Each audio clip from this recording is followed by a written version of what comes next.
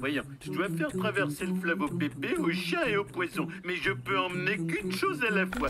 Je veux pas laisser le bébé seul avec le poison et je peux pas laisser le chien seul avec le bébé. Y a pas quelqu'un pour m'aider à résoudre cette énigme? Les Simpsons est la plus grande série de tous les temps. Penser que c'est juste des gags stupides, c'est comme penser que South Park, c'est juste de la vulgarité. Putain d'enfoiré de con là! Les Simpsons est une des rares séries qui prend pas ses spectateurs pour des cons. Enfin, jusqu'à la saison 14-15. Dans le monde anglo-saxon, les auteurs comiques sont recrutés dans les meilleures facs, contrairement à la France. Les Monty Python, Sacha Baron Cohen ou Mr Bean sortent tous d'Oxford ou de Cambridge. Aux States, c'est pareil. L'équipe d'auteurs des Simpsons est exceptionnelle. Al Jean a un master de maths de Harvard, Stuart Burns a un master de maths de Harvard, David X. Cohen a un master de maths, d'informatique et de physique de Harvard. We were all Lisa's and then we all became Homer. We just suddenly woke up one day and we're fat and bald and angry.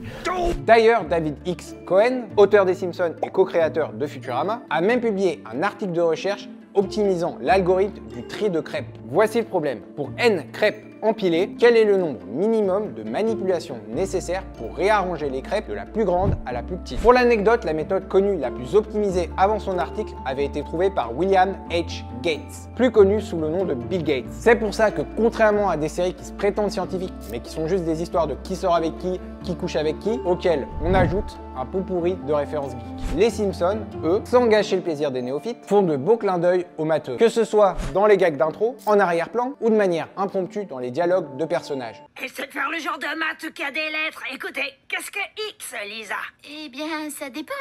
Ah, je suis désolé, elle l'a fait hier. Si t'as déjà aperçu une blague de maths sans l'avoir comprise, Voyons, tu ne saisis pas, Bart? t'inquiète pas, dans cette vidéo, je vais te décrypter les private jokes des auteurs.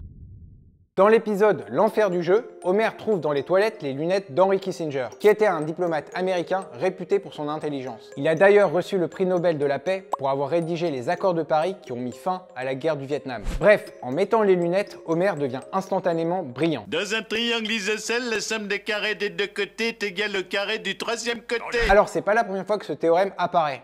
La somme des racines carrées des deux côtés d'un triangle isocèle est égale à la racine carrée du côté restant. Mais est-ce que c'est correct? Ce théorème ressemble beaucoup au théorème de Pythagore. Mais Pythagore, ça concerne des triangles rectangles, pas isocèles. Dans un triangle isocèle, tu as deux côtés de longueur égale. D'après le théorème d'Homer, ces deux équations sont vraies. Déjà, la deuxième équation donne racine de b est égale à 0, donc b est égal à 0. Mais c'est pas possible, puisque b est la longueur d'un côté d'un triangle. Donc b est forcément strictement plus grand que 0. Donc la deuxième équation est fausse.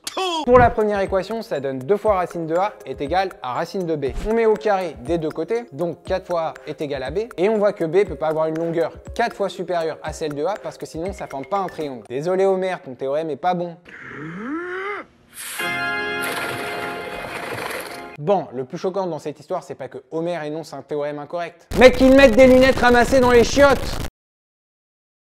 Passons à l'épisode le plus intéressant, Simpson Horror Show 6. Ici, Homer traverse un portal qu'il téléporte dans un autre monde. Alors, oui, mon père? Eh bien, ça tombe sous le sens. Même le dernier des imbéciles possédant un diplôme de topologie hypobolique-bolique comprendrait qu'Homer Simpson a été aspiré dans la 3e dimension. Excusez-moi. Comme l'explique le professeur Frink, Homer est maintenant dans un monde en 3 dimensions. D'après Frink, les Simpsons vivent dans un monde à 2 dimensions, et c'est donc impossible pour eux d'imaginer un monde à 3 dimensions. Voici un carré de tout ce qu'il y a de plus banal. Oh, pas si vite, le matheux. Mais supposons que nous prolongions le carré au-delà des 2 dimensions de notre univers, en suivant les hypothétiques axes Z que voici. Ceci forme un objet tridimensionnel connu sous le nom de cube. À l'intérieur, nous avons l'individu condamné. Ras-le-bol de la parlotte, Einstein. La vie d'un homme est en jeu. On passe à l'action. Oh ça, saleté de dimension. Pour être rigoureux, les Simpsons ne vivent pas dans un monde strictement 2D. Sinon, ils pourraient pas passer devant ou derrière les uns les autres. En tout cas, dans ce monde 3D, il y a 3 éléments qui devraient attirer ton attention. D'abord, on peut apercevoir la formule d'Euler. E à la puissance i fois pi plus 1 est égal à 0. E, c'est ce qu'on appelle le nombre d'Euler, qui est un nombre irrationnel qui vaut environ 2,7. I, c'est un nombre imaginaire, aussi appelé nombre complexe, qui vérifie i carré est égal à moins 1. Pi, c'est un nombre irrationnel qui vaut environ 3,14. Et 1 et 0, tu connais. D'après D'après le mathématicien Euler, c'est la plus belle équation au monde parce que c'est simple et pourtant incroyablement profond. Et elle comprend les 5 constantes mathématiques les plus importantes. Bon, après, vu que c'est lui qui a trouvé la formule, il a peut-être tendance à exagérer un tout petit peu. On peut aussi apercevoir P est égal à NP. C'est quoi ça? Écoute bien parce que c'est un problème qui veut te faire gagner 1 million de dollars. Parce qu'il fait partie des 7 problèmes millénaires du Clay Mathematics Institute. Ces 7 problèmes sont très importants mais aussi ultra hardcore à résoudre. Jusqu'à maintenant, il y a un seul problème, la conjecture de Poincaré, qui a été résolu par le mathématicien Grigori Perelman. D'ailleurs, il a refusé les 1 million de récompenses. Je sais pas pourquoi.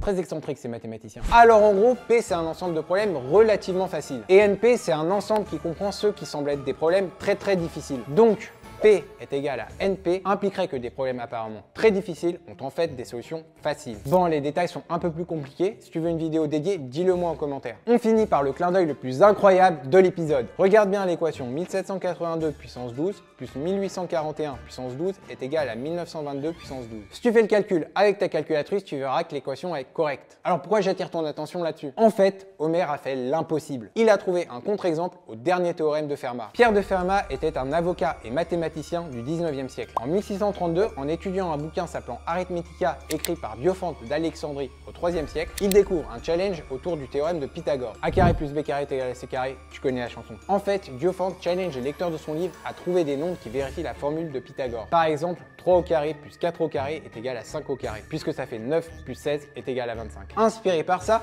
Fermat essaie de trouver des solutions à des variantes de l'équation pour lesquelles les exposants sont strictement supérieurs à 2. Mais il n'y arrive pas. Donc il en déduit que pour n strictement supérieur à 2, l'équation x à la puissance n plus y à la puissance n est égale à z à la puissance n n'a pas de solution. C'est ce qu'on appelle le dernier théorème de Fermat. Le problème, c'est que Fermat n'a pas donné de preuve de ce théorème. Il écrit même dans son cahier « J'ai pas de place pour écrire la preuve ». Ce qui est l'ancêtre commun de « Mon chien a mangé mes devoirs » et « Source, trust me bro ». Faut savoir que personne n'a réussi à fournir une preuve de ce théorème jusqu'en 1995, où le mathématicien anglais Andrew Wiles publie une démonstration de 130 pages. Et c'est là le problème. Fermat et Andrew Wiles ont montré que pour n strictement supérieur à 2, x à la puissance n plus y à la puissance n est égal à z à la puissance n n'a pas de solution. Et pourtant, Homer a trouvé n, x, y et z qui vérifient cette équation. Comment ça se fait? En fait, l'équation d'Homer est pas correcte. David X. Cohen a sournoisement écrit un programme informatique pour trouver une pseudo-solution capable de tromper une calculatrice. Les calculatrices classiques affichent que 8 nombres au maximum. Du coup, ça arrondit et rend l'équation correcte. Mais avec une calculatrice scientifique puissante, on se rend compte de la supercherie. Désolé Homer, ta carrière mathématique est terminée.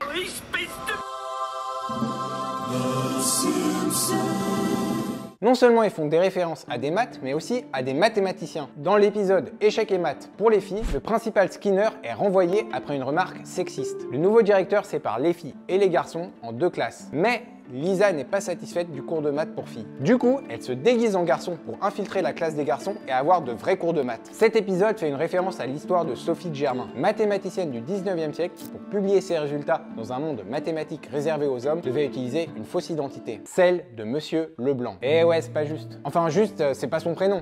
C'est la situation qui est pas juste. J'ai compris. C'est pas simple, mais j'ai compris. Elle correspondait d'ailleurs avec de grands mathématiciens comme Legendre ou Carl Friedrich Gauss. Gauss, le GOAT comme diraient les jeunes. Le boss du math game. Ça y est, je suis parti en impro, je me suis perdu. Tiens, je te lis la lettre de Gauss quand il découvre que Monsieur Leblanc est une femme. Comment vous décrire mon admiration et mon étonnement de voir mon estimé correspondant Monsieur Leblanc se métamorphoser? Le goût pour les sciences abstraites, en général, et surtout pour les mystères des nombres, est excessivement rare. Les charmes enchanteurs de cette science sublime ne se révèlent qu'à ceux qui ont le courage de s'y plonger profondément. Mais lorsqu'une personne du sexe qui, selon nos coutumes et nos préjugés, doit rencontrer infiniment plus de difficultés que les hommes pour se familiariser avec ces recherches épineuses, parvient néanmoins à surmonter ces obstacles et à pénétrer les parties les plus obscures, alors sans doute doit-elle avoir le plus noble des courages, des talents extraordinaires et un génie supérieur. C'est beau. Certaines mauvaises langues diront qu'il a dit ça juste pour la gérer. On t'avoue, dans l'épisode Le cerveau, Homer démontre que Dieu n'existe pas. Et Flanders, tu vas à la messe? Eh bien, je crois que je peux te faire gagner du temps. Je cogitais sur une taxe sur les pneumatiques et par hasard, j'en suis arrivé à prouver que Dieu n'existe pas. Oh, j'aimerais bien voir ça. Oh, voyons, il a peut-être fait une erreur. Non, on ne peut pas laisser se répandre un tel brûlot. Alors t'as la ref? C'est un clin d'œil à l'un des moments les plus célèbres de l'histoire des mathématiques, quand l'un des plus grands mathématiciens du XVIIIe siècle, Léonard Euler, prétend avoir démontré mathématiquement que que Dieu existe. À Saint-Pétersbourg, la cour de Catherine la Grande, inquiétée par l'influence du philosophe athée en visite Denis Diderot, demanda à Euler de créer une équation qui prouverait l'existence de Dieu et mettrait fin à l'influence hérétique de Diderot. Confronté à l'équation fausse mais compliquée d'Euler, Diderot ne sait pas quoi répondre. Comme diraient les jeunes, Diderot est en PLS. Tout le monde se fout de Diderot et il décide de retourner à Paris. On finit avec mon épisode préféré. Bart a un F. Bart est un mauvais élève, on est habitué. Mais dans cet épisode, les adultes ont une réelle confrontation avec lui. Une réunion parents-prof comme dans la vraie vie. D'accord, pas la peine de tourner autour du pot pendant 1 heure. Je sais que je suis bête comme mes pieds, si vous croyez que ça m'a... Allons, tu es seulement plus lent qu'un autre à t'épanouir. Non, je crains que ce ne soit plus complexe, aussi honteux, aussi déchirant que cela puisse être. J'ai bien peur, dans le cas de Bart Simpson, de devoir recommander le redoublement de la classe. Bart est terrifié à l'idée de redoubler. Et on sait que le redoublement est toujours vu comme une punition. Alors, qu'est-ce qui se passe? Il décide de travailler dur et réussit? Non. Bart étudie, mais il a du mal à se concentrer, il a du mal à comprendre et il a du mal à mémoriser. Au point de se maltraiter physiquement et on arrive à prier Dieu. D'ailleurs, ça sert à rien Bart parce que ton père a prouvé qu'il n'existe pas. Dans cet épisode, il n'y a pas de vilain, il n'y a pas de catastrophe surnaturelle. Bart est juste confronté aux difficultés de la vie scolaire. Bart, qu'est-ce qui t'arrive? J'aurais pensé que tu t'étais habitué à l'échec, que ça ne te touchait plus. Non, vous ne comprenez rien. J'ai vraiment essayé cette fois. J'ai vraiment essayé. J'étais pareil en grandissant. Les confrontations parents-élèves, l'appréhension à l'arrivée du bulletin, la peur du redoublement. Cet épisode enseigne une leçon rarement entendue. Dans la vie, tu peux faire de ton mieux, te donner à fond et quand même échouer. Les Simpsons, c'est pas juste du rire, il y a aussi des larmes. Et c'est cette palette d'émotions qui donne à cette série son âme.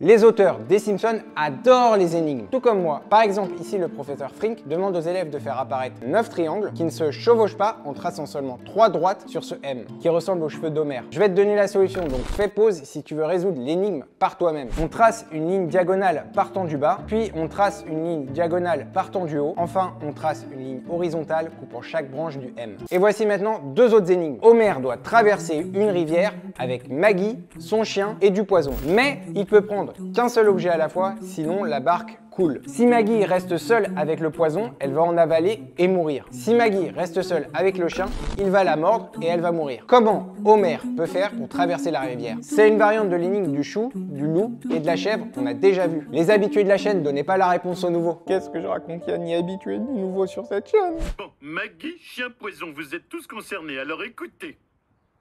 D'abord, je vais passer Maggie, laissant le chien et le poison. Ensuite, je reviens seul, j'emmène le poison et je reviens avec Maggie. Ensuite, j'emmène le chien, je reviens, je prends Maggie, je traverse et le temps de le dire, je suis rentré à la maison.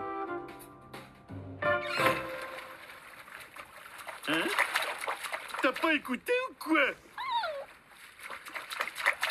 Dernière énigme. Dans la cafétéria, Martin résout facilement cette énigme dans laquelle il faut trouver le prochain symbole de cette séquence. Mais Lisa reste bloquée. Elle devient de plus en plus frustrée quand les autres élèves, dont Bart, trouvent la réponse. Pour éviter que Lisa sombre dans la dépression, est-ce que tu peux l'aider? Voilà, la vidéo se termine. Alors je t'ai pas parlé de toutes les références parce que, il y a 36 putains de saisons. Ce serait trop long. Évidemment, dans les Simpsons, il n'y a pas que des références mathématiques. A113, c'est pas une autoroute, mais on trouve ça dans des Pixar ou des Disney et ça fait référence à une salle de classe d'animation en Californie. Les Simpsons référençant les Simpsons.